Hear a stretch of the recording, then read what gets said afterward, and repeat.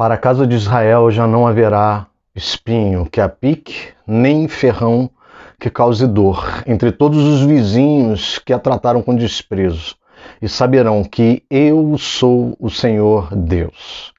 Assim diz o Senhor Deus, quando eu congregar a casa de Israel do meio dos povos por onde estão espalhados, e eu me santificar entre eles diante das nações, então habitarão na terra que dei ao meu servo Jacó. Habitarão nela, seguros, edificarão casas e plantarão vinhas. Habitarão seguros quando eu executar juízo contra todos os que os tratam com desprezo ao redor deles. E saberão que eu sou o Senhor, o Deus de Israel. Hoje a gente vai ver uma coleção de capítulos, uma coleção de textos que falam do mesmo assunto. Eu estou no capítulo 28, mas vem que a gente vai entender a partir do capítulo 25.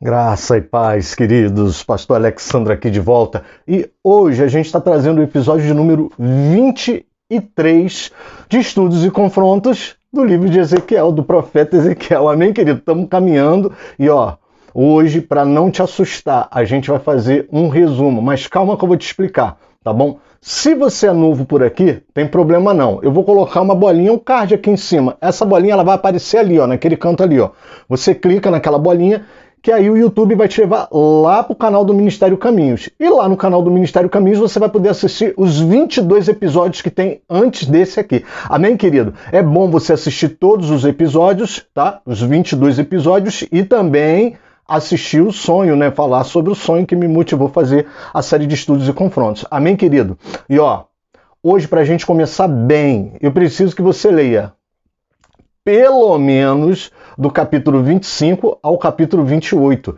Amado, eu vou fazer um resumo desses capítulos. Não fica chateado comigo não. Calma, não briga comigo. Você está pensando, poxa, começou bem, fazendo estudo, agora vai fazer resumo? Não, amado, calma que eu vou te explicar. Os capítulos 25, 26, 27, 28, 29, 30, 31 e 32 é uma sessão especial no livro de Ezequiel. É uma parte diferenciada de todo o livro. É uma parte onde Ezequiel vai trazer profecias contra 7 nações estrangeiras, ou seja, Ezequiel não vai estar falando com Israel. Israel está sendo invadida. Lembra do episódio passado? Episódio 22? Israel e Judá, né? Judá está sendo invadida, Jerusalém está sendo invadida por Nabucodonosor. Estamos em 587, tá bom? Antes de Cristo, tá bom? 585, 587 antes de Cristo. Tá legal? Então, neste momento, a gente está parado nesse ponto aqui. E Deus aproveita esse momento da invasão de Jerusalém, ou seja, o juízo de Jerusalém já estava decretado e já estava acontecendo. Deus aproveita esse lapso de tempo para falar o que caberia às nações estrangeiras. Amado, elas não vão ficar de fora, não. Tá certo? Tranquilo? Então, o que acontece? São textos muito parecidos, são textos que tratam de uma tônica só, que é o juízo, né, dessas nações, dessas 7 nações estrangeiras, um acerto de conta que Deus vai fazer com essas 7 nações estrangeiras. Tem motivos específicos para Deus estar fazendo isso, tá bom, querido? A gente vai ver aqui. Porém, não vai ser produtivo a gente ficar detalhando, até porque as partes mais detalhadas, as partes mais, digamos assim, que talvez teria algum tipo de dúvida, assim, nós já sabemos porque a gente já vem explicando isso no livro de Ezequiel. Então são termos que vocês já sabem porque estão assistindo desde o início, ou curiosidades que sim, essas que são peculiares a esses textos eu vou comentar aqui. Mas não é produtivo a gente fazer um capítulo para cada episódio, tá certo? Nós temos aí 3 sessões, digamos assim, nessa parte aí, nesse entre-livro de Ezequiel, tá bom? Nós temos 3 sessões. A primeira sessão é o castigo das 5 nações que estão vizinhas a Judá. Depois vem um texto longo demais sobre uma nação que está um pouquinho mais distante de Judá, que é a Tiro, que a gente vai parar um pouquinho para falar dela, e depois a terceira sessão é só o Egito. São as sanções contra o Egito. Tá bom, querido? Então, ó, me ama, ora por mim, não briga comigo não. Você vai ver que a gente não vai perder nada fazendo um resumo. Agora, para que esse resumo fique legal, eu preciso que você leia. Hoje eu vou tratar do capítulo 25 ao capítulo 28. Então, se você não leu, dá um pause aqui, eu vou ficar aqui te aguardando, tá bom? E no próximo episódio, né, provavelmente na próxima semana, se nada acontecer, a gente vai tratar do capítulo 29 ao capítulo 32. Quando voltar no capítulo 33, Ezequiel volta falando. Amado, aí você vai entender por que eu resumi essa parte. Porque, na verdade, foi uma pausa que Deus fez com Ezequiel aí no livro para tratar da sanção dessas nações estrangeiras. Tá bom, querido? Então dá o pause, vai lá, dá uma lida e volta. Enquanto você procura o texto aí, Ezequiel, capítulo 25 ao 28, eu quero agradecer você que está aqui comigo, tocando esse estudo, não é? Estudando o livro de Ezequiel.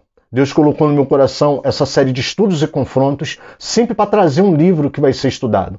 O dia que Ezequiel acabar, Deus permitindo, eu vou trazer um outro livro para nós estudarmos. É uma forma de nós estudarmos a Bíblia sistematicamente. Isso é uma carência das nossas igrejas. Está faltando isso nas nossas igrejas. Nós não estudamos mais a Bíblia sistematicamente. Ou seja, versículo a versículo, capítulo a capítulo ao menos. Não vou nem falar versículo a versículo. Capítulo a capítulo ao menos. Onde a gente faça um bom resumo, onde a gente entenda, onde a gente consiga trazer interpretações mais lúcidas, interpretações mais equilibradas, tá certo, querido? E o objetivo de estudos e confrontos, calma, não é te confrontar, é fazer um estudo expositivo. Algumas vezes esse estudo expositivo traz, sim, boas práticas para a nossa vida, promessas para a nossa vida, palavras que vão ao encontro ou de encontro às nossas vontades, tá certo? Por isso que é estudos e confrontos, porque quando a gente estuda a Bíblia, vai ter alguma coisa que vai vir confrontar a nossa vontade. Então, algumas coisas vão vir de encontro às nossas vidas, vão bater de frente com a gente e vão mudar, né? Se Deus quiser, vão mudar o nosso jeito, a nossa forma de pensar. Amém, querido? Glória a Deus por isso. E eu quero te agradecer por isso, porque você está aqui. Você não perdeu, você não perdeu a vontade de estudar. Você está aqui comigo, tá? Apesar de tudo, das distrações, das palavras triunfalistas, prosperologias aí soltas de mundo afora, você está aqui comigo, você está estudando a Bíblia comigo. É uma forma da gente ler o livro de Ezequiel sistematicamente e entender esse livro tão precioso. É um livro profético, Ezequiel é um profeta maior, porém, eu creio que as palavras de Ezequiel serviram para aquela época, serviram para épocas posteriores e servirão para épocas vindouras, para os dias finais. Existem muitos sinais aqui que apontam para os dias finais. Não sinais diretos, mas sinais que podem nos dar dicas, podem nos servir de bússola com relação aos juízos de Deus. Então, querido, fica aqui comigo, não me deixa sozinho não. Vamos estudar junto, que Deus tem bênção para nós. Então eu quero te pedir, curte, compartilha isso aqui. Comenta aqui embaixo, coloca o teu comentário aqui embaixo. Quando você faz isso, o YouTube, ele entende que esse vídeo é relevante e ele faz o quê? Ele vai entregar esse vídeo para mais pessoas que entrarem pesquisando. Seja pelo YouTube, seja pelo Google, ele vai entregar esse vídeo como uma sugestão de vídeo para as pessoas serem edificadas. Eu estou fazendo a minha parte de colocar essa cara aqui, nada agradável, para falar, e você está fazendo a tua parte de espalhar a palavra de Deus. Então, amém, querido? Curte, compartilha, não deixa de fazer isso não, que isso é muito importante para o canal, tá bom, querido? Eu trato cada pessoa, a gente tem poucos seguidores, está crescendo, graças a Deus, mas a gente tem poucos seguidores em relação a pastores renomados que aí tem, e eu não estou nem interessado com isso, sabe por quê? Porque aqui é Deus quem dá o crescimento. Então, assim, eu cuido, eu oro por cada pessoa que está nesse canal, eu zelo pela qualidade da palavra. Não é que eu não vá errar, eu posso errar aqui, querido. Por isso que eu peço para você ler a palavra antes de vir para cá, antes de vir para o vídeo, lê a tua palavra, lê a tua Bíblia, porque não é a palavra do pastor Alex que serve, é a palavra do Espírito Santo. E se, de alguma forma, o Espírito Santo fala comigo, coloca no meu coração para a gente poder falar, para a gente poder trazer uma palavra boa, uma palavra que venha nos edificar, mudar o nosso procedimento, mudar a nossa conduta de vida. Amém. Mas eu não quero atrapalhar a obra de Deus na tua vida. E a melhor forma de não atrapalhar a obra de Deus na nossa vida é deixando que o Espírito Santo faça a obra dele. Então leia a palavra, leia. O pastor Alex vai passar, mas a palavra do Senhor permanecerá. Amém, querido? Então leia a tua Bíblia, leia, questione, coloca aqui embaixo, coloca no comentário, fala, pastor, não entendi, eu não concordo, isso está errado. Coloca aqui, se for uma dúvida genuína, eu vou ter todo o prazer em te responder, tá bom, querido? Bom, vamos lá então, vamos começar aqui, que eu já falei demais, vamos começar aqui. Como eu disse, vai ter aí capítulo 25, 26, 27, 28, 29, 30, 31, 32. 8 capítulos falando sobre uma sanção, um juízo que vai vir sobre nações estrangeiras. Amém, querido? São 7 nações que Deus vai trazer um juízo. A nação de Emon, a nação de Moabe, a nação de Edom, a nação da Filístia. Esse é o primeiro grupo. Depois vem a nação de Tiro e Sidom. Sidom e Tiro, vocês podem considerar a mesma coisa, tá bom? E, finalmente, a nação do Egito. Tá legal? Tranquilo? Hoje a gente vai até Tiro, tá legal? Apesar de Tiro ser um texto longo, a gente vai até Tiro. Eu resolvi adotar essa divisão para ficar um pouco melhor, tá legal? Bom, o capítulo 25... ele vai tratar das primeiras, do primeiro grupo que vai receber essa sanção, que são as nações que estão ao redor de Judá. Elas estão norteando, elas estão ali, são vizinhas. Eu vou botar um mapa aqui para você ver, tá legal? Esse primeiro capítulo, que é o capítulo 25, vai tratar da nação de Amon, Moabe, Edom e Filístia. Você vai ver que meio que ele segue o sentido horário, tá legal? Ele segue o sentido horário. Aqui para mim na gravação eu estou fazendo sentido horário. Eu não sei qual o sentido que eu vou fazer para parecer certo aí para você. Bom, então não vou fazer sentido nenhum, tá legal? Eu vou mostrar o mapa, tá? Eu vou tentar mostrar esse mapa para você que você veja como é que era essa distribuição, tá legal? Então vamos dizer, vou tentar representar aqui, tá? Digamos que o meu rosto aqui é Judá, Jerusalém, tá legal? Tá bom que a minha cara é muito feia, não dá nem para comparar com aquele local maravilhoso, mas enfim, é só uma localização, tá bom, querido? Então ficou mais ou menos assim, olha. Amon, aqui ao norte, Moabe, aqui, tá legal? Se eu estiver fazendo certo, tá, amado? Me perdoa se eu não estiver fazendo certo. Edom, aqui, Edom, tá? Edom, mas aqui embaixo. E Filístia, aqui, ó, do lado. Eles, ó, dá a volta certinho. A Filístia tá aqui pro lado do mar. Tá legal? Mas eu vou mostrar o mapa. Eu vou tentar colocar esse mapa aí para você ver. O mapa aqui do lado, ó. E aí você vai ver Amon, tá legal? Moabe, Edom e Filístia. Esses são os primeiros, tá? Essas nações, elas fizeram parte de uma coligação com Judá contra a Babilônia, no início do reino de Zedequias. Amado. Eles se juntaram e fizeram uma coligação, tá legal? Amon, Moabe, Edom e Filístia, junto com Judá, fizeram uma coligação, uma panelona, sim, para bater de frente com a Babilônia. Só que a Babilônia foi pegando todo mundo, não teve para onde correr, não teve para onde ninguém correr, tá legal?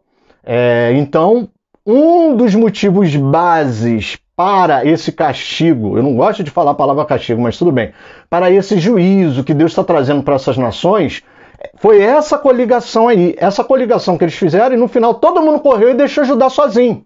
Entenderam como é que é? A falta de hombridade, a falta de, já que eles tinham feito uma coligação, levar essa coligação até o fim.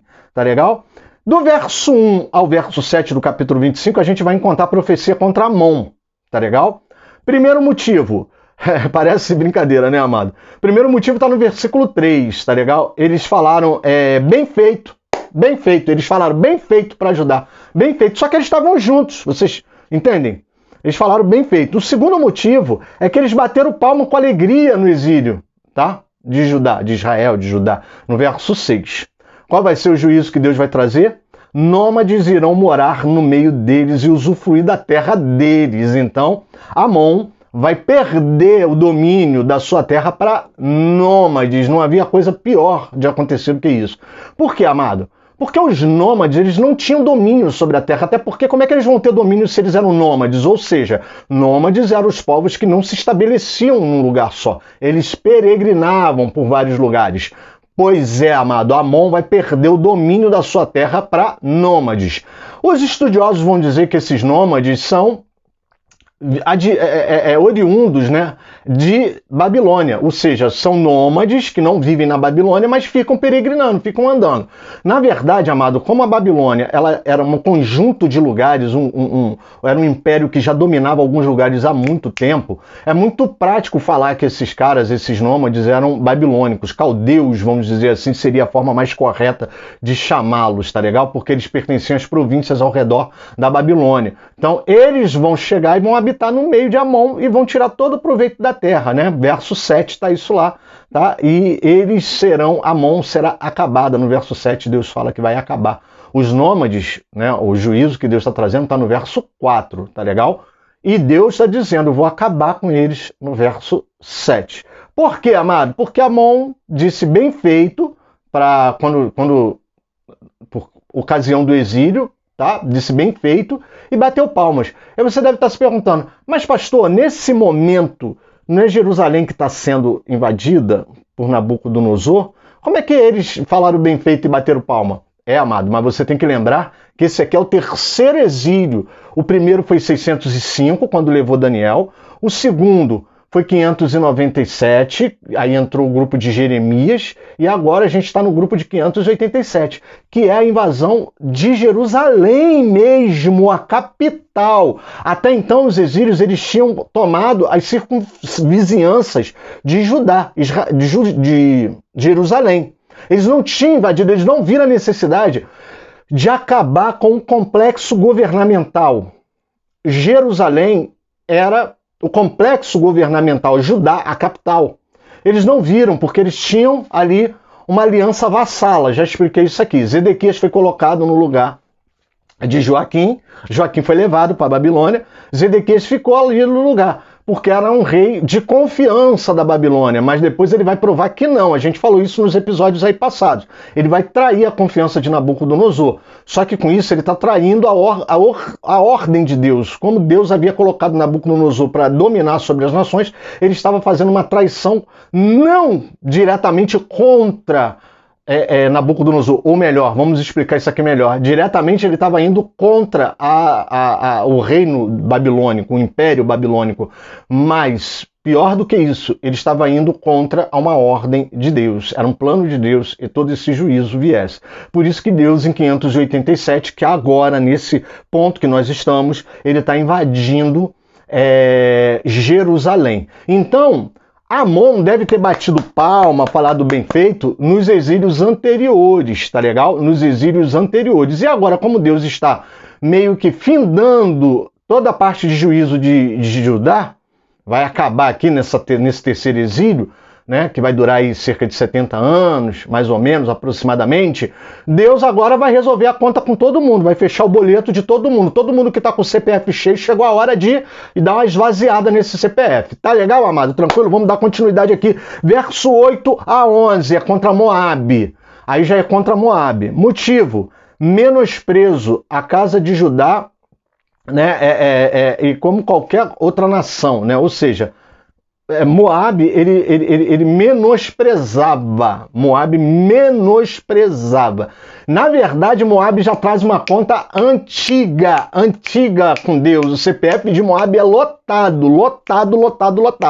Desde a época do Êxodo, quando contrataram um profeta, Balaão, para amaldiçoar o povo de Israel. E aí Deus ordena que não houvesse nenhum moabita no meio do povo de Israel.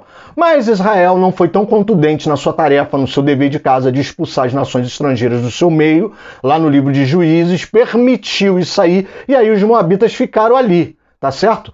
Há uma mistura, eles vão se misturar muito com os moabitas agora depois do exílio, eles vão se misturar muito com os moabitas. Bom, enfim, mas a conta de Moabe já é uma conta antiga com Deus, já é um boleto pesado, um CPF que tá pesadão, tá legal? Então o motivo é o menosprezo. Moabe sempre tratou Judá, Israel com menosprezo, tá? Então, no verso 8 ele tá falando qual é o motivo, tá? E o juízo é que Deus vai abrir o flanco. O que é isso? Abrir o flanco é abrir o acesso, um ponto de acesso mais vulnerável. Deus vai entrar, vai invadir Moabe através de um ponto de acesso que só Deus sabe. Por isso que fala abrir o flanco. Ou seja, é um acesso. Imagina um médico para chegar num órgão interno numa cirurgia. O médico vai sempre escolher o acesso que fica melhor para ele chegar no órgão. É assim que Deus vai invadir Moabe. Abrir o flanco significa ponto de acesso, um ponto que Deus vai abrir para ter acesso, tá legal? Para invasão, tá no verso 9 isso. E ela vai ser invadida, Moabe vai ser invadida pelos nômades que estão no verso 4 lá em Amon, tá legal? Verso de 12 a 14, aí já é Edom. Quem não lembra quem é Edom? Lembra quem é Edom? Não lembra quem é Edom? Deixa eu te falar. Edom é irmão de Jacó.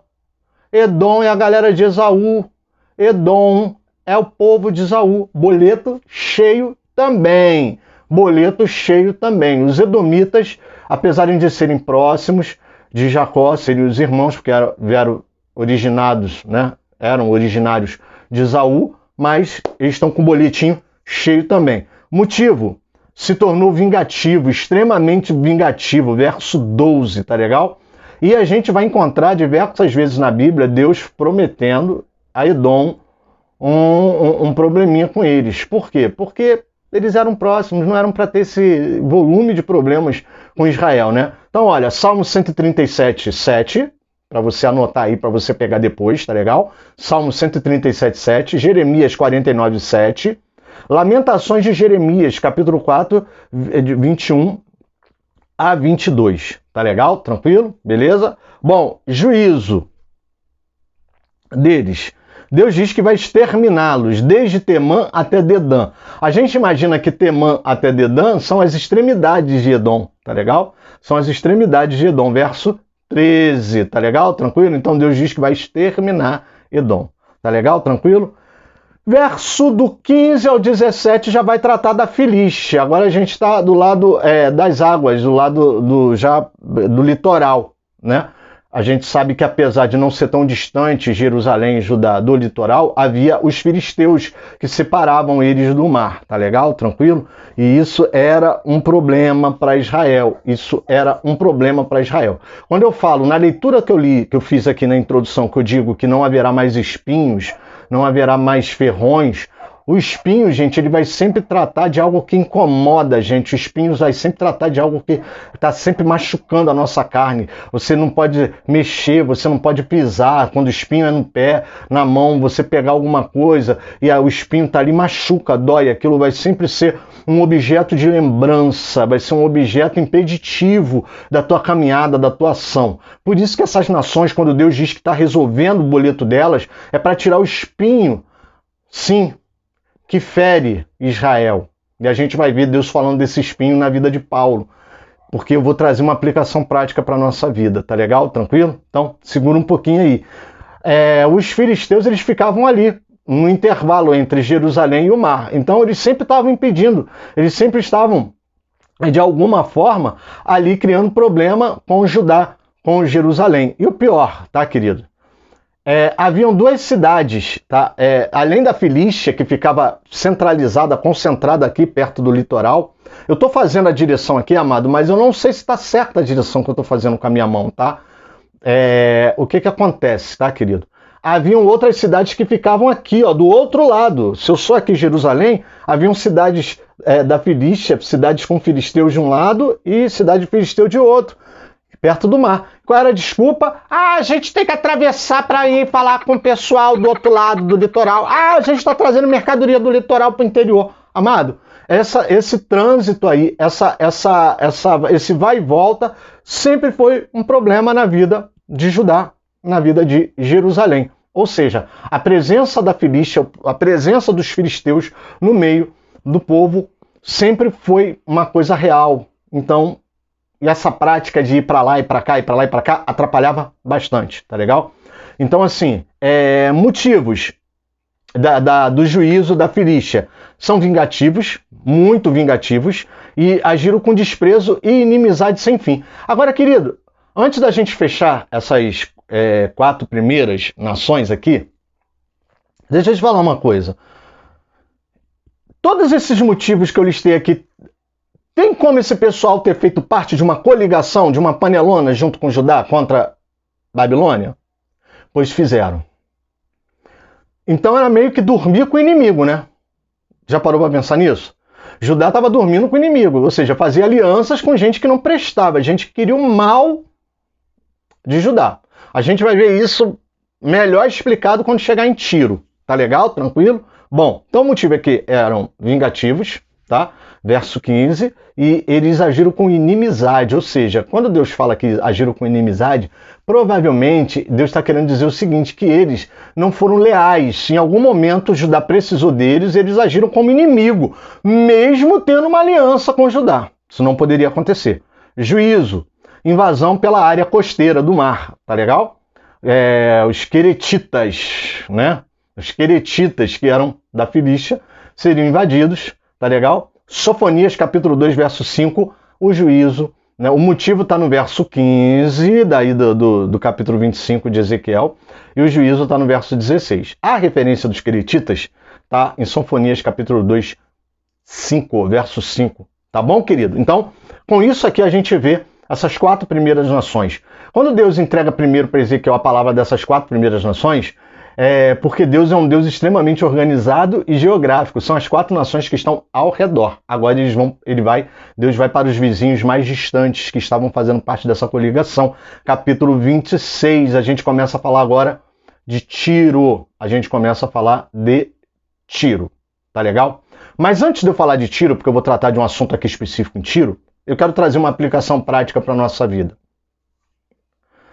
Sabe, querido, apesar de muitas vezes na nossa vida Deus trazer juízo sobre a nossa vida para nos limpar, eu já expliquei isso aqui em outros episódios, eu não vou gastar tempo desse vídeo explicando. Se você não entendeu a parte que eu falo, da explicação que eu falo de juízo, volta alguns episódios aí, eu expliquei que o juízo, eu nem concordo, eu já falei aqui algumas vezes que eu não concordo em chamar juízo de castigo. Juízo não é castigo. Juízo não é castigo. A gente fala a palavra castigo porque no português e para algumas nações, a palavra castigo, ela se encaixa perfeitamente na prática de fazer uma coisa errada e depois levar uma bronca ou apanhar, né, uma coça, como castigo por ter feito essa coisa errada. Os pais utilizam muito essa palavra. Vou te colocar de castigo, hein? Eu vou te colocar de castigo. Então é uma palavra que faz parte da nossa cultura. Só que essa palavra tomou um cunho muito pejorativo. Por isso que eu não gosto de usar a palavra castigo. Eu acho que juízo é uma palavra que expressa muito melhor esse ato judicial de Deus. Porque quando nós somos penalizados e cumprimos a sanção que foi determinada por Deus, nós somos, sim, redimidos, nós somos justificados. Por quê? Porque pagamos a nossa dívida. Ninguém olha juízo com esses olhos. Sim, mas é essa a forma correta. Por quê? Porque eu já expliquei aqui que o universo ele foi criado calcado em justiça. Por isso que Paulo vai falar no Novo Testamento que tudo que o homem plantar, isso também se fará. Isso não é uma retribuição direta, isso é uma consequência de vida por causa do sistema judicial com o qual o mundo e o universo foi formado, foi produzido baseado em justiça. Então, nós não podemos exagerar confundindo isso com retribuição direta, a teologia da retribuição direta. Se eu faço bem, eu vou receber o bem. Se eu faço mal, eu vou receber o mal diretamente, né? Aqui se faz, aqui se paga, olho por olho, dente por dente. Não, não é assim. Isso é um plantio, é uma semeadura, tá bom? Nem toda semente que você planta vai germinar. Nem toda planta que você coloca, que você planta, vai brotar. Às vezes, brotam sementes que você nem plantou e você colhe frutos dela. Então, a retribuição direta é um conceito errado. Porém, sim, o juízo ele faz parte do sistema judicial de Deus. Quando Deus traz o juízo, ele visa, sim, fechar a conta. acabar com a nossa iniquidade, tirar de nós todo o peso do pecado que nós cometemos, para nos limpar, para trazer arrependimento, porque quando nós nos arrependemos, nós estamos aptos a viver de fato o perdão e a usufruir dos benefícios do perdão. E sim, mudar a rota de conduta da nossa vida e do nosso caráter.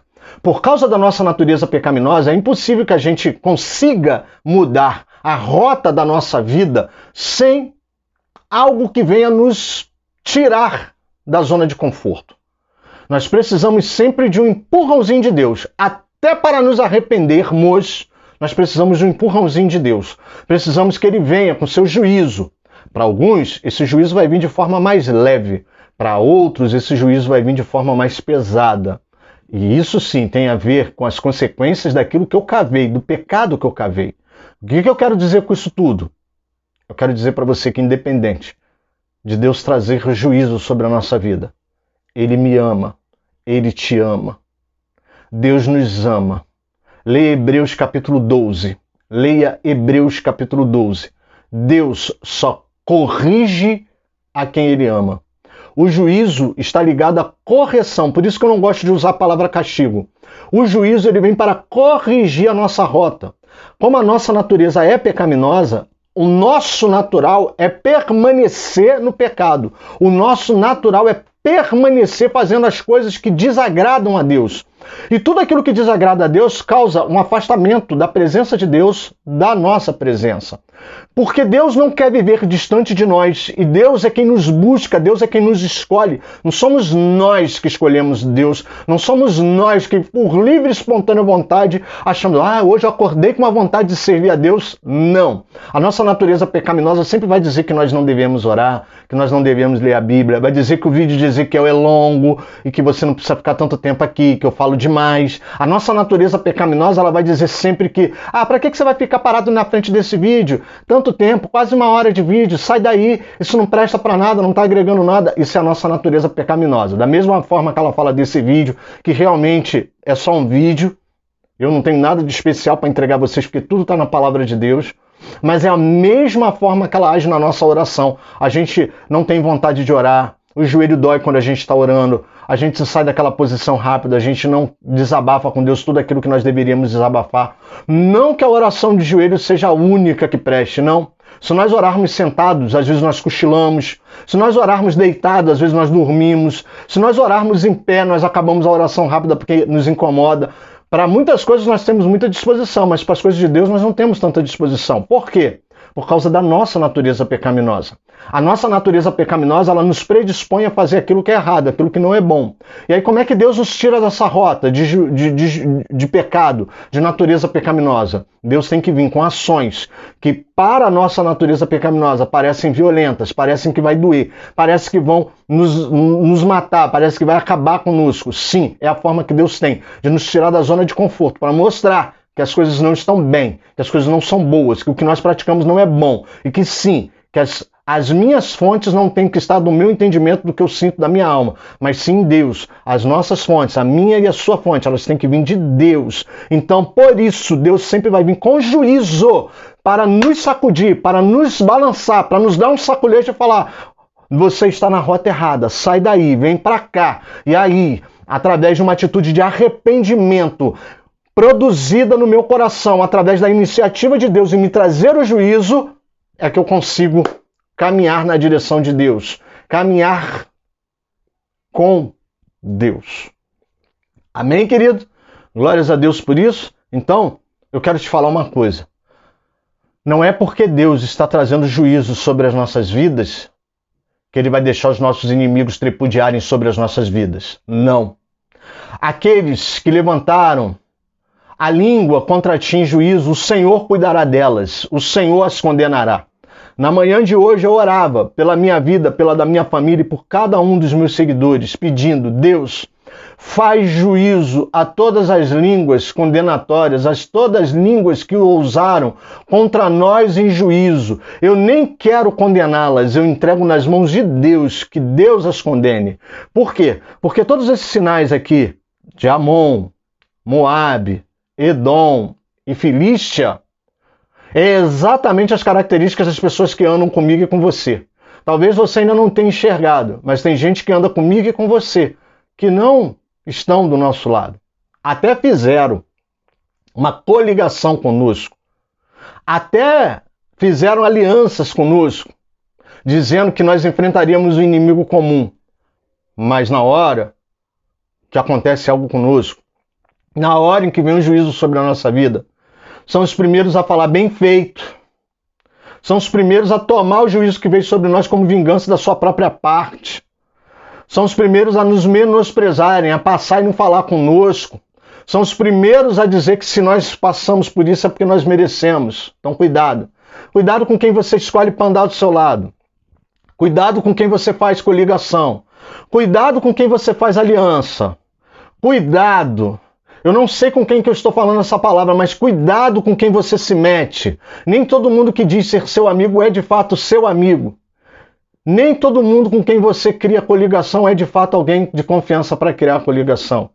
E a esperança, a palavra de esperança que eu quero dar para você hoje, baseado na palavra de Deus que eu vou falar daqui a pouco, é que não importa o juízo que venha sobre a minha e a tua vida, Deus não deixará impune aqueles inimigos que falaram bem feito, que nos trataram com menosprezo, que foram extremamente vingativos conosco, que bateram palmas na nossa derrota e que nos trataram com inimizade em lugar da amizade que seria fruto da aliança, da coligação que foi feita conosco. Deus vai acertar a conta com cada um deles, não porque eu mereça ou porque você mereça, mas é por causa da justiça de Deus. Tire de cima de você a responsabilidade de achar que o que vai acontecer com aqueles que tripudiaram sobre você é porque você é bonzinho, porque você merece. Não! É porque o universo ele é calcado sobre justiça. Agora, a partir do momento que você não consegue enxergar essa justiça, pode ser que você viva sempre uma vida debulhada em injustiças, em lágrimas, em procurar saber por que acontece isso comigo. Porque você não vive uma vida de fato calcada na justiça de Deus. Quem tem vida calcada na justiça de Deus sabe que não precisa fazer nada e eu não mereço nada, mas que aqueles que trabalham contra mim em juízo, o Senhor os condenará. Não para minha vitória, não para minha satisfação pessoal, mas porque o reino do Senhor é calcado em justiça. Amém, querido? Vamos continuar aqui. Capítulo 26, Deus vai começar a falar de Tiro. Tiro é uma cidade que está acima da Filístia, acima de Amon. É na costa, é encostado ao mar e é uma ilha. Pelo que eu entendi, Tiro é como se fosse, se eu não me engano, se eu não estiver falando besteira, Florianópolis. Uma ilha bem colada ao continente, tá legal? Então, é uma cidade costeira, é uma cidade ali que está no mar, é uma cidade que é considerado um entreposto comercial internacional.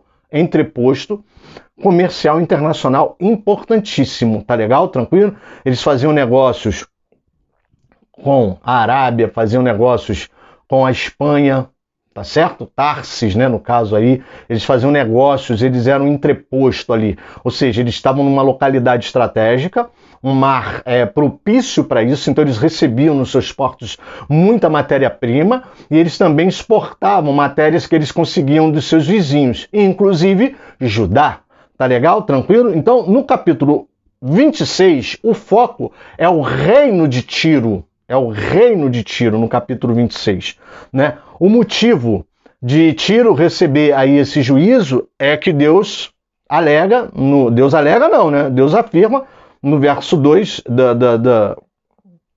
do capítulo 26, que ele disse também, bem feito. Né? E Tiro tirou muito proveito de Judá, alegando que iria entrar na briga contra a Babilônia, mas no final das contas entrou em briga nenhuma. Então, diz que Tiro, ele tomou as riquezas. Ele usa até uma palavra feia, que Judá foi arrombada e foi usurpada por Tiro. Né? Então, isso é para você ter ideia. Né? O juízo, né, no verso... nos versos seguintes, né? Farei subir muitas nações contra você. E aí, como é que Deus está falando isso? Farei subir muitas nações. Nabucodonosor, em 585, que fica no poder sobre Tiro durante 13 anos, e Alexandre o Grande, em 332 a.C., tá legal? Como ela era uma cidade estratégica, como eu estou falando, tipo Florianópolis, só que com desenvolvimento comercial muito maior, né?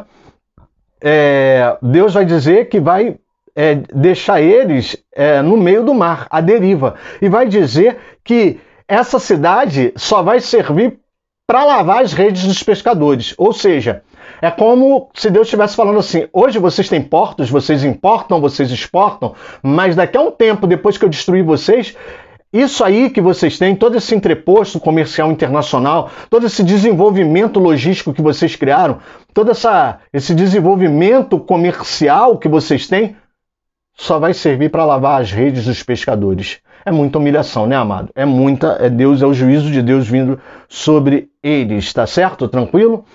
Como eu disse, eles tinham muita ligação com a Pérsia, com a Arábia e com Tarsis, que era a Espanha, né? A gente deduz que já era o prenúncio da futura Espanha. Tá legal? Tranquilo?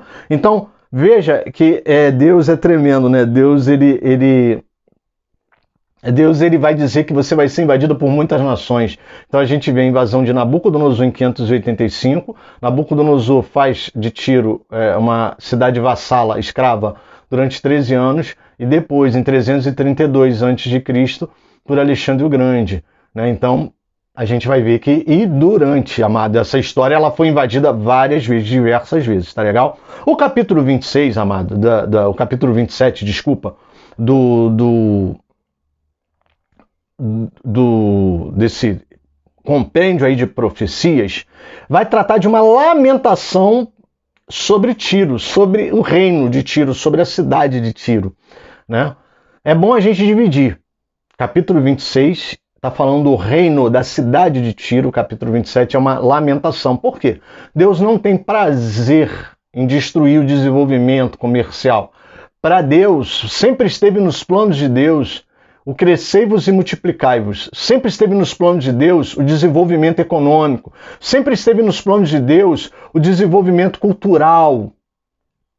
Cuidado, tá, amado? Porque tem gente que sempre prega que Deus parece que Deus é um Deus acultural, parece que Deus é um Deus retrógrado, parece que Deus é um Deus tirano. Não, Deus não tem prazer nesse tipo de juízo.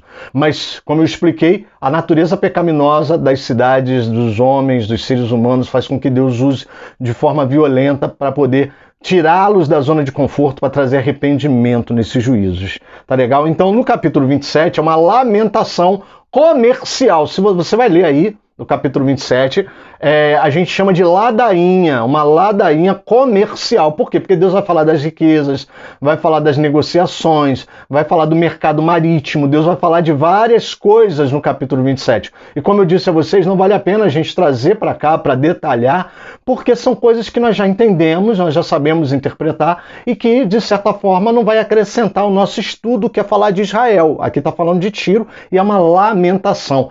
Como a gente diz no meio teólogo, é uma ladainha comercial, tá certo? Capítulo 28 do rei de Tiro. Agora, no capítulo 28, Deus vai falar do rei de Tiro, do príncipe de Tiro, que não fala o nome. E aqui eu quero ter todo o cuidado do mundo, por quê? Porque eu sei que alguns irmãos tomam esse texto como um texto que faz menção a Lúcifer, a queda de Lúcifer, a queda de Satanás. Eu estou aqui para respeitar isso, mas teologicamente nós não temos base para isso. Amém, queridos? Eu não estou aqui para causar polêmica, eu não estou aqui para desmentir, nem para afirmar. Eu não vou fazer nada disso. Não pense que eu estou em cima do muro. Não, não estou em cima do muro. Minha posição pessoal é a teológica. O texto não dá base para pegarmos o capítulo 28 de Ezequiel e dizer que é a história de Satanás.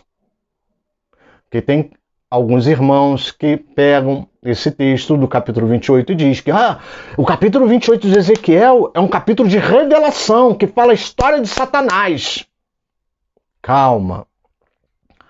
Eu prefiro ficar com algumas ferramentas de interpretação bíblica que a gente pega alguns textos e utiliza esses textos como base de pensamento analógico. Como assim? Existem textos que, apesar de não estarem falando exatamente de um determinado tema, a gente pode usar esses textos como analogia. Eu posso usar esse texto como uma analogia ao que pode ter acontecido, a forma como pode ter acontecido. Vou te dar um exemplo.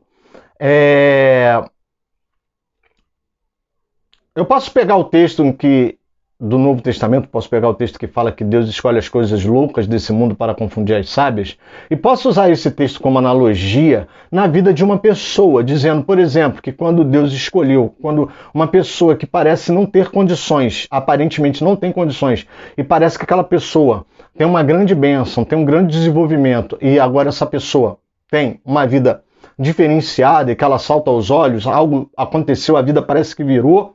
Eu posso usar esse texto como analogia para essa situação. Não que aquilo seja para aquela situação. Eu posso usar como analogia. Não sei se os irmãos estão entendendo. Eu uso como analogia. Eu posso pegar, por exemplo, a situação de Sansão, onde Sansão deixa que Dalila acaba entregando para Dalila o segredo do corte do seu cabelo, e posso utilizar como analogia, e dizendo o seguinte: olha, amados, cuidado, porque o diabo é persistente, todo dia ele vai tentar buscar tirar de você os seus maiores segredos, aquilo que Deus tem no seu íntimo, para tentar sabotar os seus planos. Mas eu não posso pegar aquela palavra de Sansão e dizer que se eu cortar meu cabelo, eu vou perder as minhas forças, porque eu não sou nazireu. Né? Bom, não sei se os irmãos entenderam. Se não entendeu, coloca aqui no comentário que a gente tenta gravar um vídeo para falar sobre isso. Interpretação por analogia. A interpretação por analogia, ela é mais light, ela é mais leve e ela é menos compromissada com a afirmação de dizer que esse texto é a história de Lúcifer, esse texto é a história de Satanás. Não, não é, querido. Pelos modelos que a gente tem teológicos de interpretação, a gente vai entender que não é. Tá legal? O que Deus está fazendo no capítulo 28? Ele está personificando aquilo que ele falou no capítulo 26 e no capítulo 27, ele agora está personificando essa atitude arrogante, orgulhosa no rei de Tiro. Ele está pegando as atitudes arrogantes, as atitudes vaidosas, as atitudes presunçosas do reino de Tiro, e ele está trazendo e está personificando no príncipe de Tiro para mostrar personificadamente como é que isso demonstra uma rebelião a Deus, à vontade de Deus, aquilo que foi entregue ao príncipe de Tiro. Então, o rei de Tiro, ele é uma personificação do reino de Tiro, tá certo? Tranquilo? No verso 2 do capítulo 28, a gente vai entender que talvez ele não... eu vou usar a palavra talvez em respeito aos irmãos que acreditam. Não está falando de Lúcifer porque ele fala assim, olha, sendo você um simples homem e não Deus. Bom, creio eu que se Deus estivesse falando verdadeiramente de Lúcifer, não diria aqui que ele é um simples homem, porque Lúcifer não é homem. Não é um homem de carne e osso. O texto aqui está falando um simples homem de carne e osso. No verso 3, ele vai falar o seguinte, olha, ainda que pense que é mais sábio do que Daniel, já expliquei esse Daniel aqui, a gente tem indícios de que seja Daniel que está na Babilônia nesse momento. Está no palácio de Nabucodonosor. Mas existe um Daniel também, conhecido nos textos ugaríticos, Daniel da Síria, né? Que era um homem muito sábio e aparentemente piedoso, fazia boas ações. Piedoso é uma palavra muito moderna, né? A gente está no Antigo Testamento, no Antigo Oriente, então não vou usar a palavra piedoso, mas que era um homem que usava de boas ações. Então tem essas duas possibilidades. Seja qual for Daniel, ambos eram muito sábios. E o rei de Tiro estava se comparando, dizendo que ele era mais sábio do que Daniel, esquecendo que toda sabedoria vem de Deus. Tiago, capítulo 1. Quem não tem sabedoria, peça a Deus que a dá deliberadamente. Quando Salomão ascende ao trono, quando ele senta no trono, Deus pergunta o que ele quer. Se ele quer riqueza, se ele quer sabedoria. E Salomão pede sabedoria. E a partir da sabedoria ele teve todas as riquezas. Ou seja, a sabedoria ela é o princípio de tudo. Você quer uma vida de vitória? Vá atrás da sabedoria de Deus. Tem gente que está querendo vitória sem ter sabedoria. Mas enfim, vamos continuar, né? Trarei contra você mais terríveis estrangeiros, verso 7 do capítulo 28. Ora, se Deus vai trazer terríveis estrangeiros, ele é um homem, ele é um príncipe, ele é um rei. Estrangeiros são homens, tá certo? Amado, eu não estou aqui desmentindo, tá? Eu só estou aqui localizando. Quem acredita que o capítulo 28 está falando de Lúcifer, da história de Lúcifer, fica à vontade. Pode continuar com esse pensamento, tá? Mas use um pouco mais por analogia e não afirmando que o texto está dizendo isso, porque o texto não dá bases para isso. Amém, querido? Verso 9, né? Vai deixar claro que ele é um simples homem. Tá certo? A partir do verso 11 é feito um outro lamento. Então são dois pares, amado. Capítulo 26 e 27, 26 fala do reino de Tiro e 27 é o lamento do reino de Tiro, da cidade de Tiro. 26 fala da cidade de Tiro, 27 fala um lamento comercial da cidade de Tiro. O capítulo 28 ele é dividido em duas partes. Do 1 ao 11 está falando do príncipe de Tiro e depois a partir do verso 11 começa um lamento do príncipe de Tiro. Tá legal? Tranquilo? E é aqui que começa a problemática. Porque ele vai falar que ele estava no jardim de Deus, ele vai falar das pedras, né? Que ele andava que ele tinha as pedras, sobre ele as pedras, né, preciosas, tal, aquela coisa toda, né? E aí, de repente, isso leva a pensar ser Lúcifer, né? Dá umas dicas que Lúcifer, né? Principalmente o verso 17. Mas calma. Presta atenção, amados. Está no jardim de Deus está sob a cobertura, está no lugar perfeito, está no lugar ideal. Não significa que o jardim de Deus fica lá em Tiro e também não significa que ele estava no Éden. Não, e sim que ele estava na posição da vontade de Deus, fazendo as coisas certas. O Éden é usado no Velho Testamento muitas vezes para identificar o local da vontade de Deus. Um local, sim, também de fartura, o local onde tudo acontece de forma perfeita. E aí eu vou te explicar o porquê que os teólogos não gostam muito da ideia de que esse texto esteja falando de Lúcifer, porque na verdade esse texto é uma ironia. A partir do verso 11 começa uma ironia. Então, por exemplo, quando diz que ele está no jardim de Deus, é como quem diz assim, você não estava no bem bom? Você não estava comendo tudo? Você não tinha do bom e do melhor, comendo tudo de bom? Você não engastava sobre você todas as pedras preciosas? Diga-se de passagem, né? Ele só fala de algumas pedras, ele fala de 9 pedras, e no peitoral do sacerdote tem as 12 pedras preciosas. Então a gente vai ver que essas pedras que são faladas aqui no capítulo 28, né, a partir do verso 11 aí, né, não são pedras, pedras do céu que Lúcifer tinha dele, sobre ele.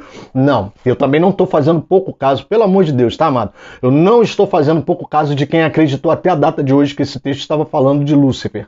Não, eu quero que você entenda o seguinte, use esse texto como analogia. Use esse texto como analogia. Como assim, pastor? Da mesma forma que isso incomodou a Deus, essa arrogância do rei de Tiro incomodou a Deus, essa arrogância deliberada na vida de Lúcifer, você não tem ideia. Se você tem dúvida, por que eu vou separar a vida de Lúcifer aqui? Coloca aqui no comentário que eu explico para você. Lúcifer não tinha alma, Lúcifer era ser celeste. Se Lúcifer não tinha alma, ele não tinha intelecto a ser desenvolvido, ele já era pronto. Significa o seguinte, que quando o homem peca diante de Deus, ele teve um raciocínio de natureza pecaminosa que o pode levar ao engano. O coração do homem é enganoso. A própria Bíblia já alerta sobre isso. Lúcifer não tinha alma, então ele não poderia ter pensamentos enganosos que o levassem a um engano. Você consegue perceber? Lúcifer pecou originalmente, deliberadamente, fundador do pecado, deliberado, pronto, sem linha de raciocínio ou engano de coração, porque ele não tem alma, ele não tinha alma, ele é um ser, é um corpo celeste. Se você tem dúvida com relação a isso, bota aqui que eu gravo um vídeo para explicar para você isso aí, para você entender melhor. Então, amado, a sanção de Lúcifer, esse fato dele já estar condenado, bate exatamente com isso, porque foi uma rebelião deliberada. O homem, ele peca por causa do seu coração enganoso, da natureza pecaminosa. Lúcifer não tem natureza pecaminosa. Lúcifer é a origem do pecado, deliberado. Não posso nem usar a palavra consciente para você entender melhor, porque consciência é uma palavra usada, no nosso caso, em relação à nossa mente. Então, eu nem vou usar essa palavra para não te confundir, tá bom? Vou usar íntimo, é algo que Lúcifer tinha no seu íntimo. Pronto, tá legal? Tranquilo? Então, vamos lá. Infelizmente, amado, o texto não dá base para isso. Eu posso usar por analogia. Da mesma forma que Deus rejeitou a arrogância, a vaidade do rei de Tiro, ele rejeitou aquilo que foi patrocinado por Lúcifer. Não sei se essa palavra vai dar o peso real do que eu estou tentando te afirmar. Bom, no verso 20 ao verso 23 do capítulo 28 fala de Sidom, que é uma província ali, uma cidade perto de Tiro. Elas estão na mesma localidade. Sidom está ao norte de Tiro, tá legal? Ela também vai responder. Não fala muito bem, só diz que Deus vai vir com juízo sobre ela, tá legal? E aí, finalmente, no capítulo 24 ao 26, vem a promessa linda que eu li no início desse vídeo de Deus para com Israel. Deus falando para Israel que vai juntar de novo, trazer de volta. E você, Israel, vai habitar nas suas próprias casas. E eu tirarei todos os espinhos, os ferrões que incomodam, a dor que incomoda. Essa promessa é a promessa do já, que foi depois do exílio, 70 anos aí depois do exílio, e o ainda não.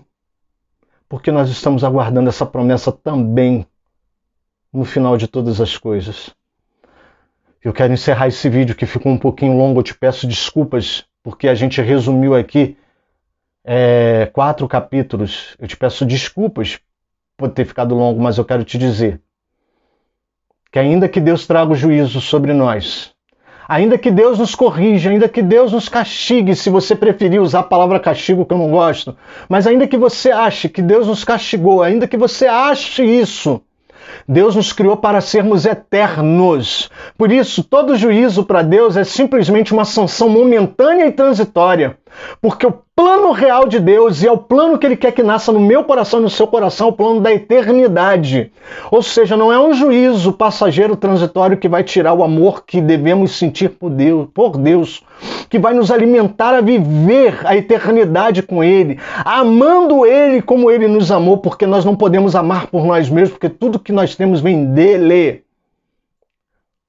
Se você tem eternidade no seu coração, saiba que nada que aconteça nessa vida nos separará do amor de Deus.